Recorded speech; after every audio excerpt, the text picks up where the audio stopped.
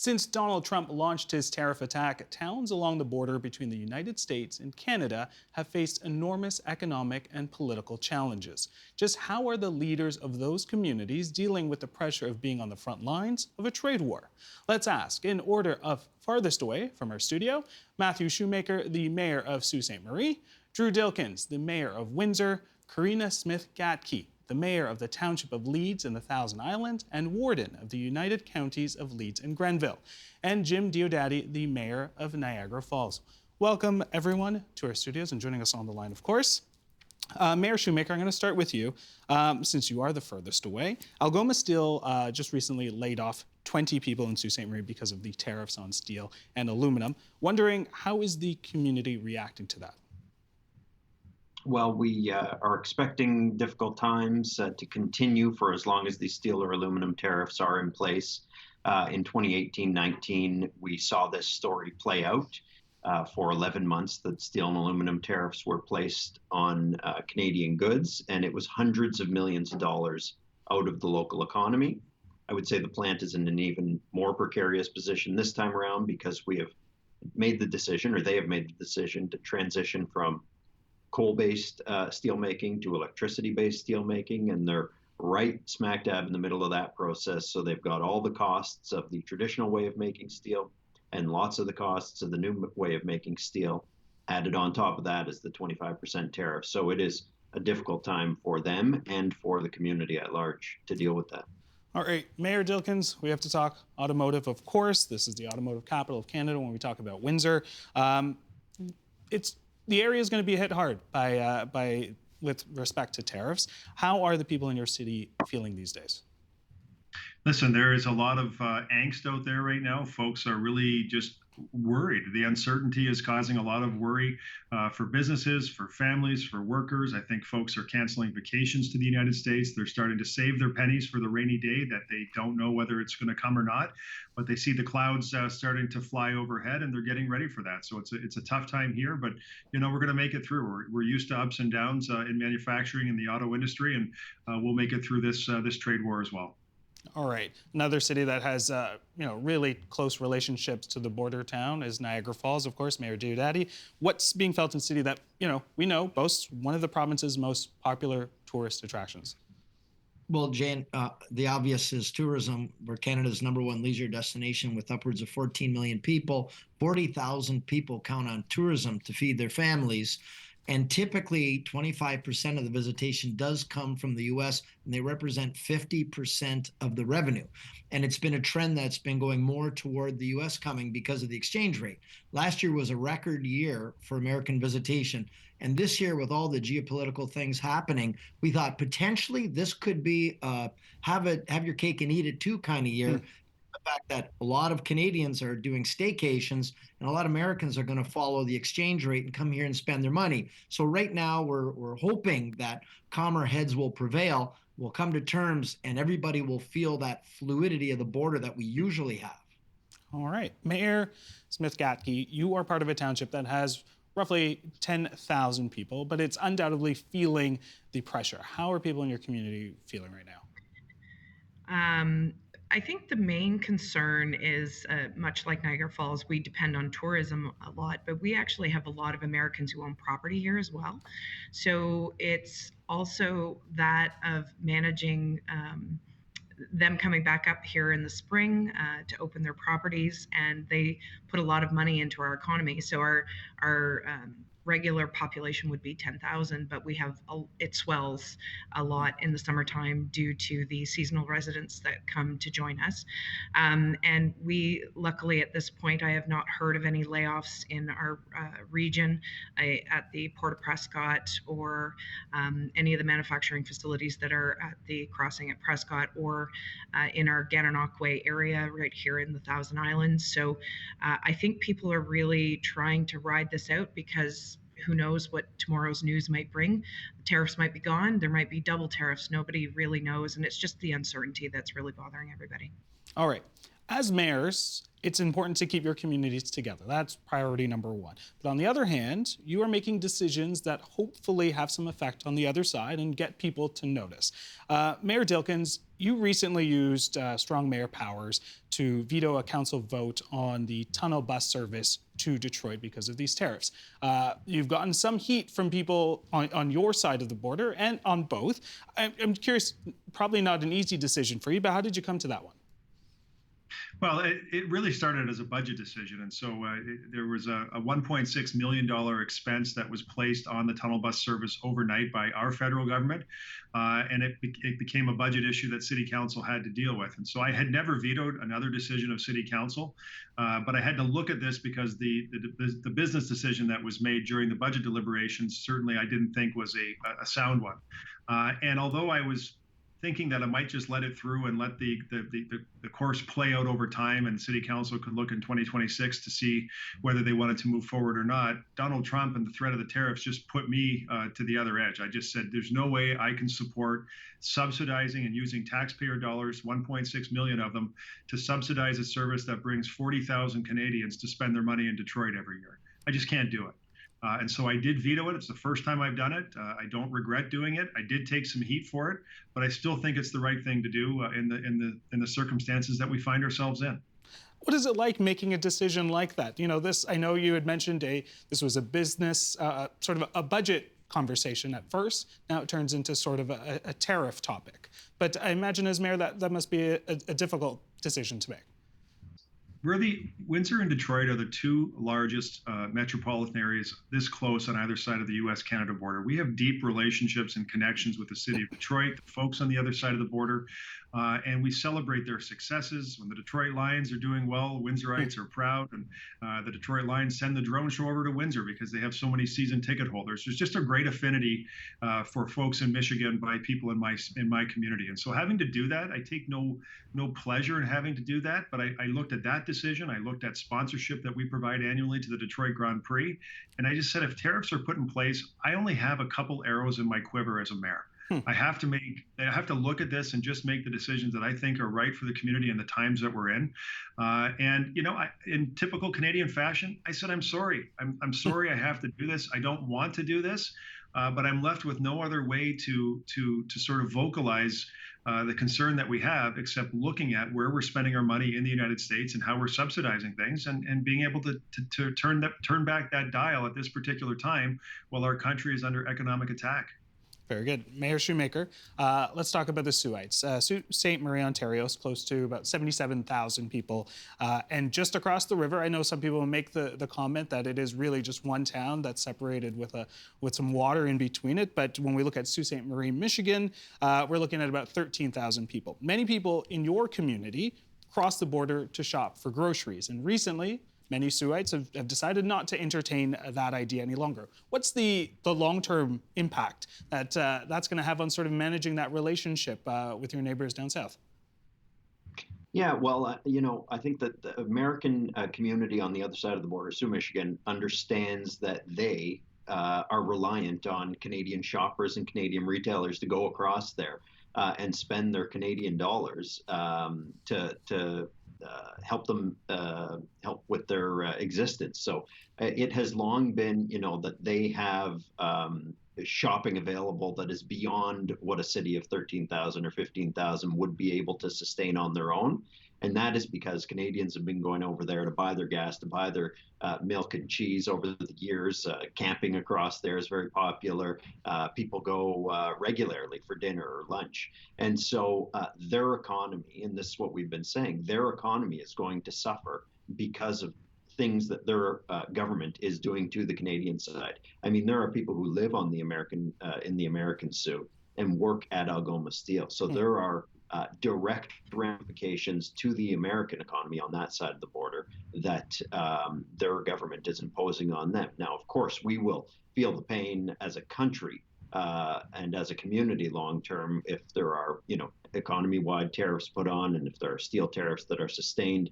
But we also have the buying power and the spending power of being able to have an impact on the American economy in the Twin Saults because of our significantly larger geographic and population base.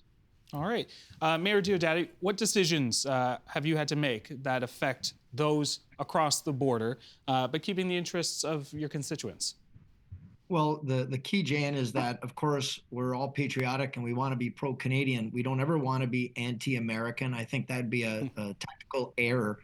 We count on them. We're allies. We're friends. And there's lots of reasons why I do believe this too shall pass. We just need to get through this bumpy road that President Trump has put us on.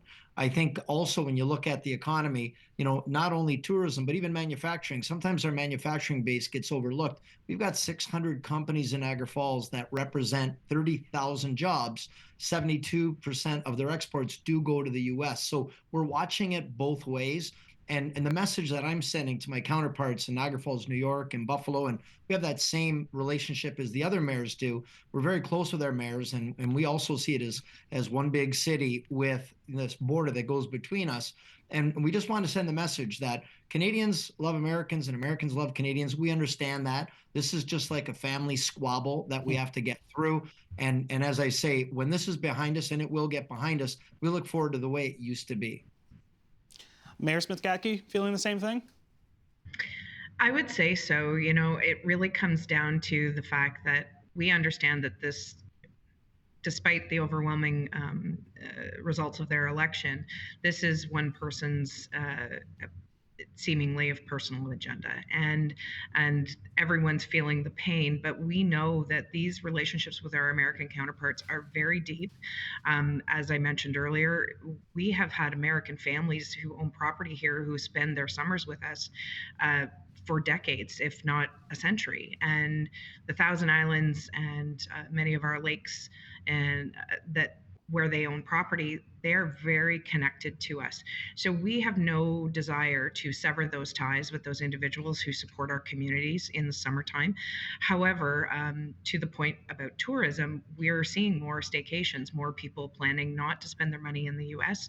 because they're choosing to support Canadian businesses, and we won't ever turn that down. But Thousand Islands City Cruise Lines, Rockport Boat Lines, they have so many tourists that come from the United States every summer to join us. It will be very interesting to see what is happening on the other side and whether they're still coming to join us. All right, I'm very curious. I'll start with Dilkens, Mayor Dilkens. If we restructure our economic alliances, a lot of conversations about supporting Canadian and supporting local, and we are no longer dependent on the U.S. for many things like food, manufacturing, travel. What impact will that have on your communities? Well, gosh, it's a good question, but I think the answer to that is that's such a long-term prospect that I hope that long-term case here, and with the situation we find ourselves, I'm looking at the midterm elections in the United States. Right. A wholesale restructure of our economy is going to take a generation to achieve. I mean, this is a very complex and very difficult prospect. And I think if you look at the executive orders that the president has put in place with the tariffs against Canada, he's also acting in a very punitive way with respect to the duty drawbacks and the unavailability of those drawbacks. And so it's really complex to think that we can just wholesale make the change. I think what we need to do is look internally, and I think I hear that from all political leaders at the federal level, that they're willing to look internally, remove the internal trade barriers. Let's look at our productivity here in Canada. Of course, we have to look at pipelines. We have to look at how we can get our goods to market to be able to sustain our economy. And I think this is a good opportunity for us to pivot and look at other trading partners long term. But we still have to have our eye on the United States. They're our closest friend. They're our ally. This is, as was said, a speed bump, a hiccup in the relationship. We will get back to whatever that new normal looks like. We'll find that new place. I think they'll always be our largest trading partner because of geography and proximity. But this does cause everyone to say, what should we do now? Much like we did during COVID. Where should we be reliant on Chinese supply chains for certain goods? This will have business leaders making those calculations and trying to find out where they set up their factories, where they draw their supply chains from, and where their new markets might be. Mayor Shoemaker, I'll get your take on that as well. Yeah, I mean, it would be the integrated supply chain is not going to be disintegrated, at least not over the next generation, as Mayor Dilkens has said.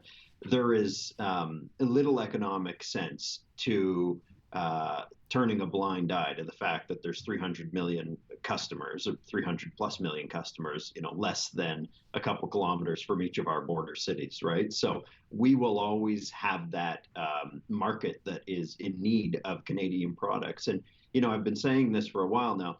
The Canadian manufacturing industry does not exist because Americans felt like giving us a piece of the pie. It exists because raw materials are here. It exists because we have been productive contributors to the manufacturing process, and we make different types of things than Americans. Yes, there is some duplication. There are steel mills in the U.S. and in Canada. There are car plants in the U.S. and Canada. But we make good, high-quality product that Americans want, and that's why we have become an integral part to supplying them the goods that they need, and that will continue, and it's not going to change likely ever because of the proximity and the convenience and the good trade relationship that we have had over several hundred years, and that hopefully continues for the next several hundred. Very good. Mayor Diodati, I'm going to come to you. President Trump has changed his tune quite a few times. But when it comes to the tariffs, the reasoning at the time was about border security and fentanyl. And as we know, the Canadian government has responded, appointing a fentanyl czar, putting $1.3 billion into beefing up security at the border. That has been addressed. Now it's about bringing manufacture back into the U.S. And I'm curious, on those phone calls that you're having with mayors and other leaders on the other side, what are you hearing from them as to what this is all about? Well, I think he's listening too much to his trade advisor, Peter Navarro, who's telling him that tariffs are a good thing, because you can go back in history, 1930, when President Hoover was doing the same thing with 20% tariffs. And it was Henry Ford who called it economic stupidity. And the U.S. went from a recession into the Great Depression. And all those that were involved were unelected.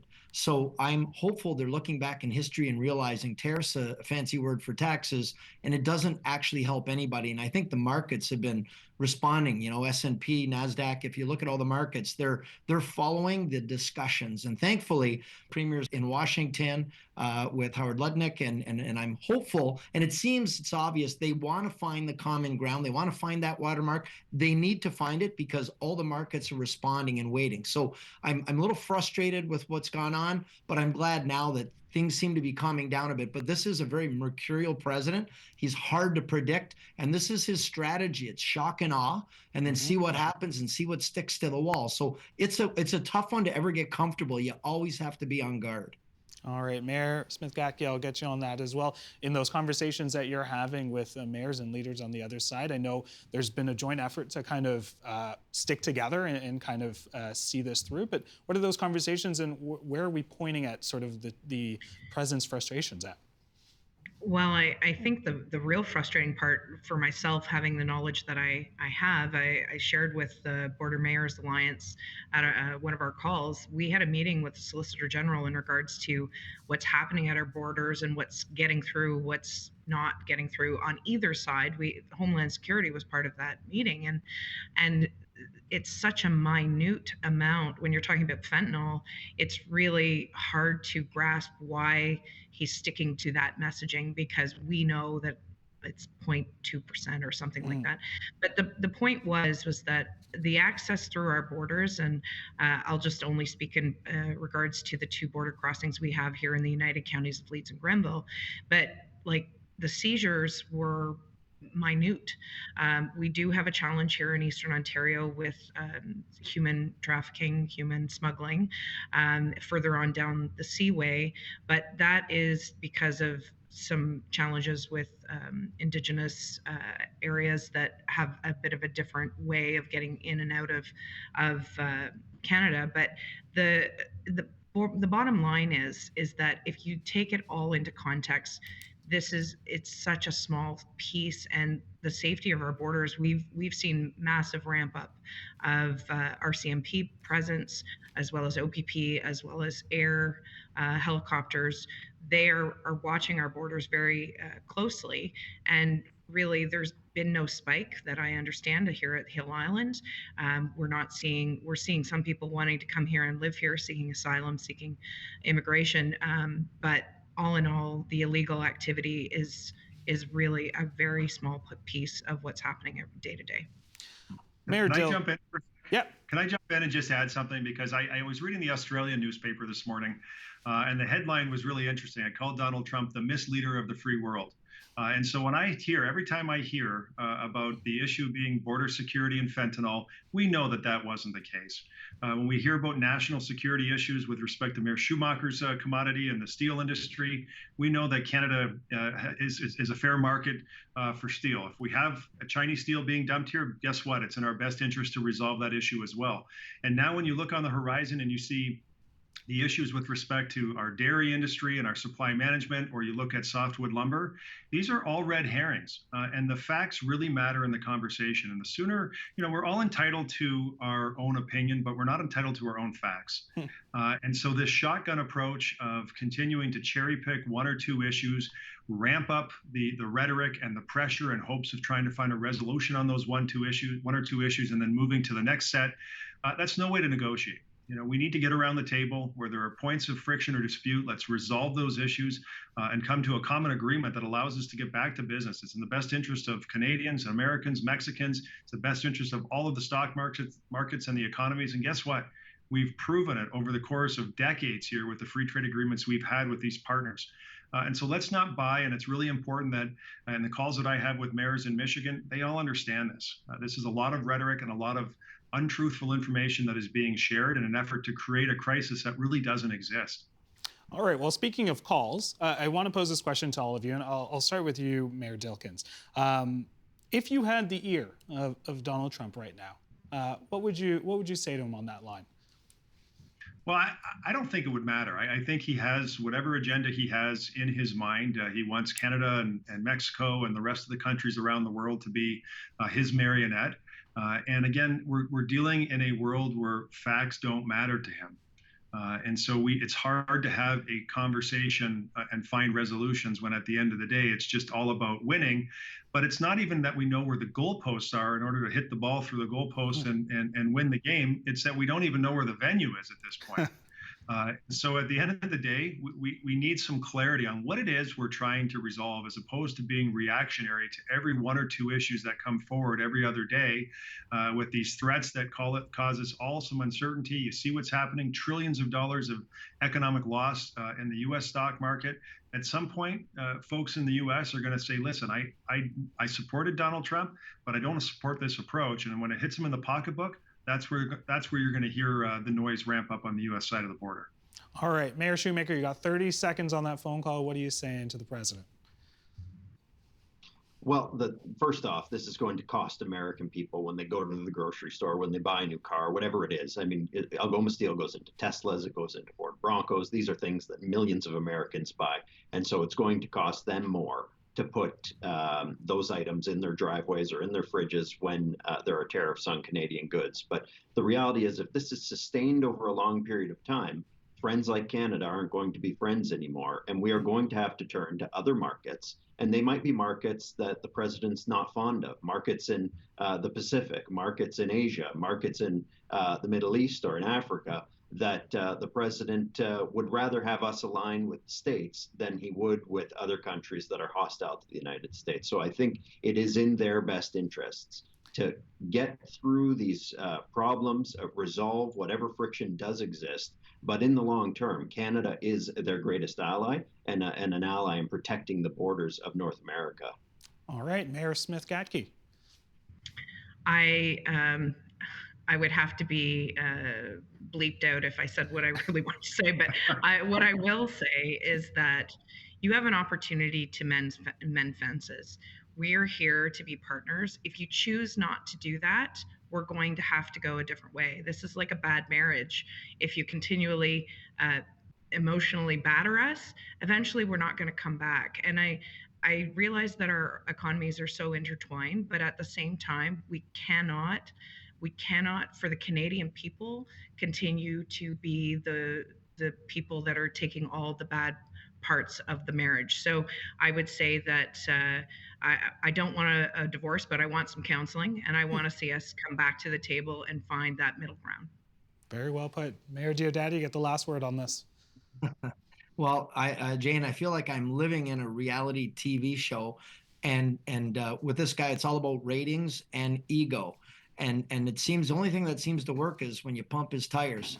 So I think I would say something like, President, you have a chance to go down in history as a great president if you can lock arms with us and we can create the hugest economy right here in North America. Why don't we get it done? And then I'd say, brush the teeth you want to keep.